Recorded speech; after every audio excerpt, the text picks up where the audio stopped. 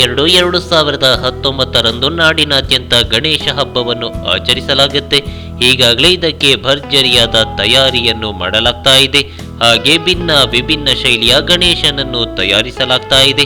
ಆದ್ರೆ ಈ ಬಾರಿಯ ಗಣೇಶನ ಹಬ್ಬ ಕೊಂಚ ಭಿನ್ನವಾಗಿದ್ದು, ಗಣೇಶನಾಗಿ ಸ್ವತಃ ದುರ್ಯೋಧನನೇ ಅಖಾಡಕ್ಕೆ ಇಳಿದಿದ್ದಾನೆ.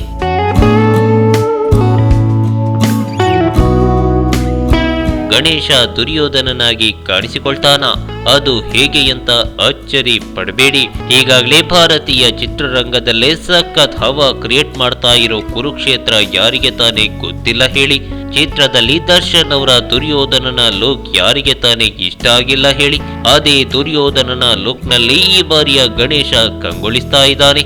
ಈಗಾಗಲೇ ದುರ್ಯೋಧನ ಗಣೇಶ ತಯಾರಾಗ್ತಾ ಇದ್ದು ಸಾಮಾಜಿಕ ಜಾಲತಾಣಗಳಲ್ಲಿ ಸಖತ್ ವೈರಲ್ ಆಗ್ತಾ ಇದೆ.